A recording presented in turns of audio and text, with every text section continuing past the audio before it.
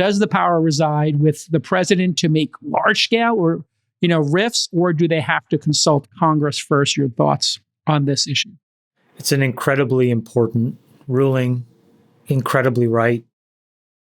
I think President Trump should have absolute leeway to decide how the people that report to him act and do their job. If you take a step back, Jason, there are more than 2,000 federal agencies. Employees plus contractors, I think, number almost 3 million people. If you put 3 million people into 2,000 agencies, and then you give them very poor and outdated technology, which unfortunately most of the government operates on, what are you going to get? You're going to get incredibly slow processes. You're going to get a lot of checking and double checking. And you're going to ultimately just get a lot of regulations because they're trying to do what they think is the right job.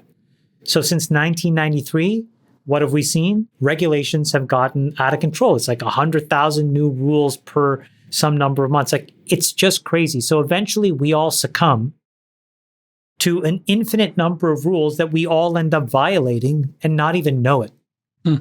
So if the CEO of the United States, President Trump, isn't allowed to fire people, then all of that stuff just compounds. So I think that this is a really important thing that just happened. It allows us to now level set how big should the government be, but more importantly, the number of people in the government are also the ones that then direct downstream spend, that make net new rules. And if you can slow the growth of that down, you're actually doing a lot. In many ways, I wish Elon had come in and created Doge now. Like, could you imagine if Doge was created the day after this Supreme Court ruling? It would have been a totally different outcome, I think, because with that Supreme Court ruling in hand, these guys probably would have been like a hot knife through butter.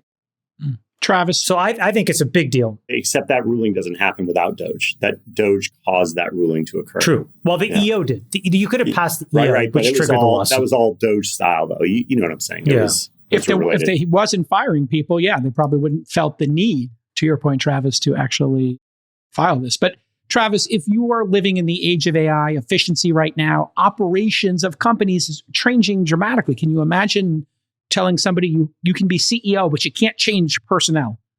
That's the job. You get to be CEO, but you just can't change the players on the team. You can buy the Knicks, but you can't change the coach. Well, you can grow it. You just can't shrink it. Right. It's like running a unionized company, which actually does exist. There are large unionized companies where you can't do any of these things. Right. Do they still exist, or are they all gone? I think they're going quickly. Yeah, probably. I think this just gets back to what is actually Congress authorizing when a bill occurs. And there's certain things that are specific and certain things that aren't. And I'm not sure that in a lot of these bills, it's not very specific about exactly how many people must be hired. And so I'm just doing the common man's sort of approach to this, which is like, if the law says you have to hire X number of people, then that is what it is. If the law says here's some money to spend, here are the ways in which to spend it, but it's not specific about how many people you hire, then that's different. Yeah, it should be outcome based. Hey, here's the goal. Here's the key objectives, right? But Travis is totally right. Like there's a variety of different laws, some with incredible specificity, some with very broad mandates. The Constitution clearly says that all executive power resides in the President of the United States, period. There's no exceptions there. However, Congress does appropriate money, and post-Watergate, many people think Congress has the power to force the president to spend the money, and you can debate that, and you can debate it on a per statute basis. And that will be more nuanced, and that's going to get litigated, whether the president can refuse to spend money that Congress explicitly instructed him to spend, sometimes called impoundment. That's a very interesting intellectual debate. This one's a little bit easier. It'll get more complicated again. Like, this EO is only approved to allow for the planning. I think the vote might be closer. I think there's still a majority on the Supreme Court for the actual implementation, but it may not be 8-1 when there's a specific plan that has to navigate its way through the courts again. Yeah, it's Super fascinating. Yeah, I wonder if they're going to get to the point where they're going to say in every bill, you need to hire this number of people to hit this goal. I don't know if they can. Like, that's where it gets borderline unconstitutional, like where you actually prescribe that the president, in the exercise of his constitutional duties, has to hire a certain number of people. Mm-hmm. That feels pretty precarious. Well, I'm not sure, Keith. It's just like they prescribe a whole bunch of other things. Like, I know, but you must appropriate money to this specific institution to do this specific work. But that's not an executive function. Like, if you said, like, the Secretary of State has to have X number of employees doing something, the Secretary of State is your personal representative to conduct foreign affairs on behalf of the President of the United States. It gets a little bit more messy as you translate it to people, that the president should. I mean, yes, Congress does set, which people are subject to Senate confirmation, what their salaries and compensation bands are. So it's never going to be fully binary where the president can do whatever he wants. And it's never going to, I don't think it'll be constitutional for Congress to mandate and put all kinds of handcuffs on the president. Well, then you also have performance that comes in here. What if you look at the Department of Education, you say, scores have gone down. We've spent this money. We're not getting the results. Therefore, these people are incompetent. Therefore, I'm firing them for cause, and I'm going to hire new people. How are you going to stop the executive from doing that?